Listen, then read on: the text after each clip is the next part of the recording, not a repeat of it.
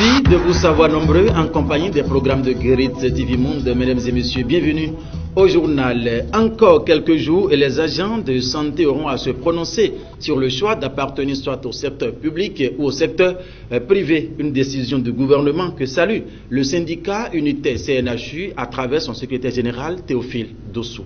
On ne peut pas être médecin et être assis sur deux chaises. Les gens viennent détourner nos matériels, nos malades pour les cliniques privées.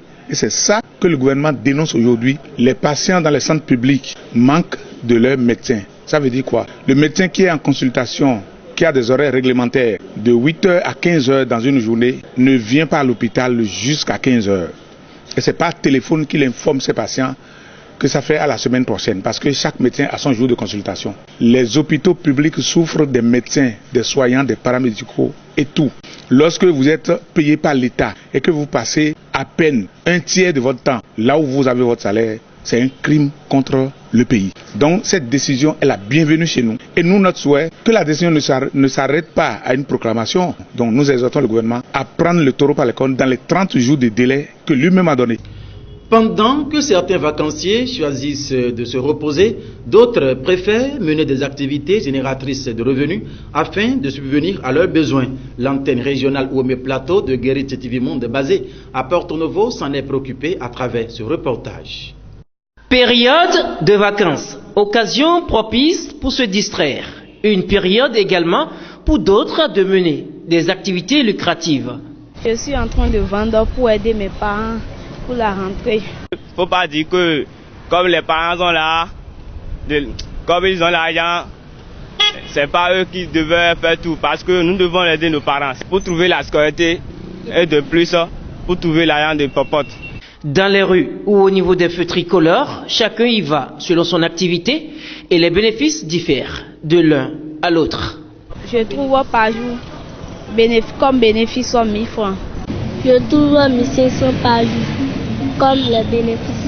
La vie c'est un combat. Au moins je trouve 1500, 1000 francs par jour. Mais c'est difficile. Je fais au moins 10 km par jour avant de trouver 1000 francs.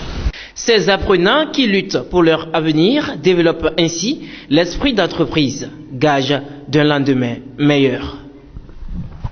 Quelle importance revêtent les consultations postnatales? L'antenne régionale Zoukoline de Guérit TV Monde basée à Boycon a tendu son micro à un agent de santé ici qui nous explique. On l'écoute. Une consultation postnatale, c'est très nécessaire quand une femme accouche.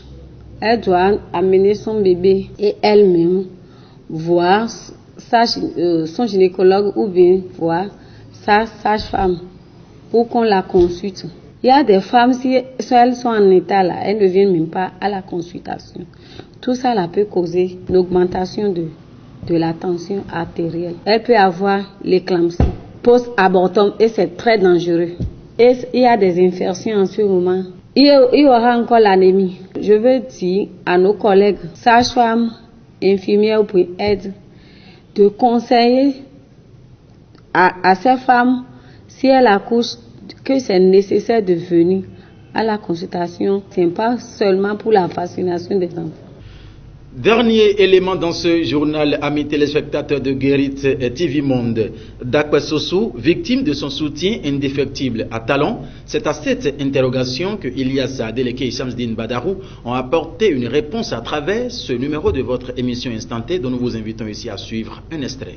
Vous voyez la sérénité affichée par Dakwe Sossou. Je pense que, honnêtement, sans vouloir le dédouaner de tout ce qu'on lui reproche, je pense que aujourd'hui il est tranquille et c'est parce que peut-être il n'a rien à se reprocher et on va attendre que le procureur de la République, si éventuellement il y avait malversation, qu'on puisse le convoquer pour que l'affaire soit tirée au clair. Mais ce qu'on doit retenir à l'étape actuelle, c'est que Dakwe Sossou, il est toujours dans sa peau et je pense qu'on doit le laisser travailler à l'Assemblée nationale.